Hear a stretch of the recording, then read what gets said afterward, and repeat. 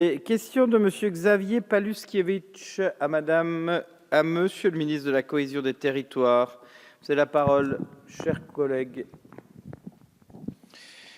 Merci Monsieur le Président, Madame la Ministre.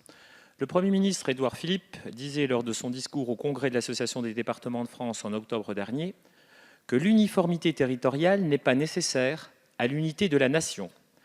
Voici une précieuse verbatim qui pose les fondements d'une réflexion nécessaire des territoires en difficulté, conformément au rapport Mission sous la gouvernance du Nord-Lorrain du CGET d'avril 2017.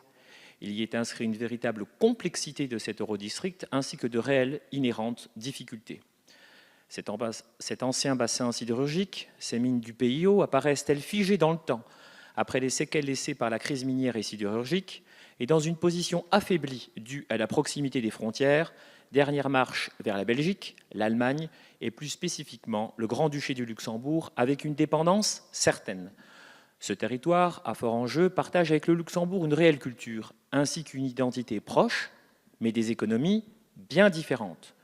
Sujet ô combien complexe, posé en constat, résolu par tuilage, mais jamais réformé dans sa profondeur, la dernière visite d'État du Grand-Duché et le premier séminaire intergouvernemental ont permis d'en poser les jalons dans les relations bilatérales entre nos deux pays.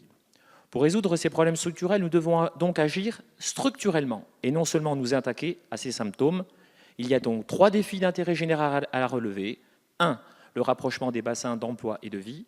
2. La reconversion des friches industrielles. Et 3.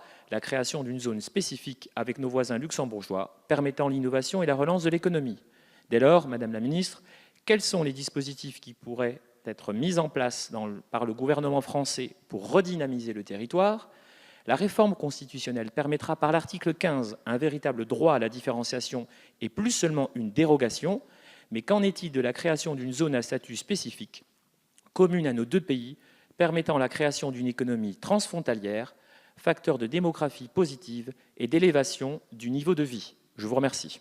Merci, Monsieur le député. Madame la ministre, vous avez la parole.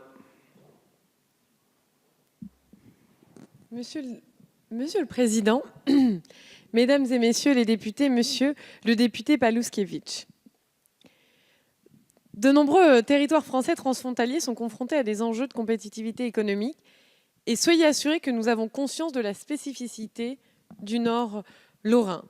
Le diagnostic a été dressé par le rapport d'avril 2017 du Commissariat général à l'égalité des territoires, il est clair. Les chocs industriels successifs ont laissé ce territoire dans une situation économique et sociale difficile. Vous venez de le souligner dans votre question et je sais que c'est une question qui vous tient particulièrement à cœur et que vous avez eu l'occasion d'échanger avec de nombreux membres du gouvernement à ce propos-là. Le rapport que je viens d'évoquer, il confirme la nécessité absolue de rééquilibrer une relation trop asymétrique avec le Luxembourg. Pour ça, il est préconisé de mettre en place, côté lorrain, une gouvernance territoriale qui soit plus collective. C'est l'objectif. Le projet de création d'un pôle métropolitain répond à cette exigence.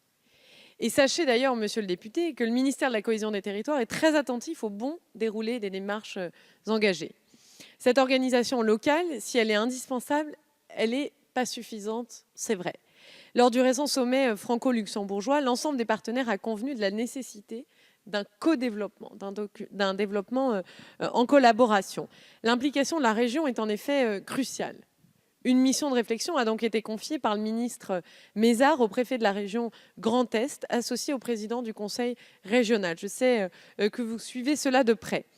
Pour améliorer la compétitivité de ces territoires, plusieurs hypothèses sont envisagées, notamment toute démarche visant à atténuer les différences entre les régimes fiscaux français et luxembourgeois sur le territoire transfrontalier.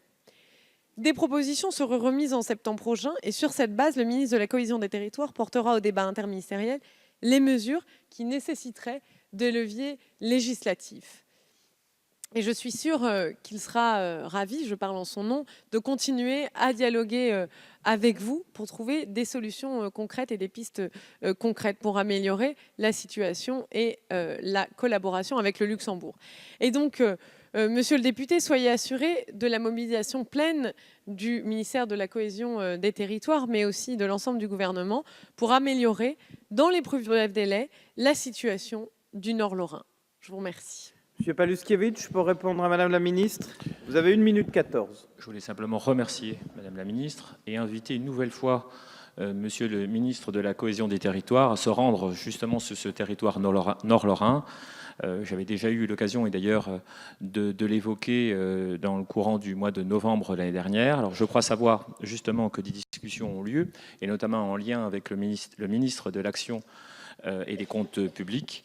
Donc, je réitère une nouvelle fois cette invitation. Mais je crois savoir qu'elle se prépare. Et l'idée, bien évidemment, c'est pas simplement de recevoir deux ministres sur ma circonscription, mais bel et bien de venir en ayant des choses à proposer, bien évidemment. Je vous remercie encore. Merci, monsieur le député.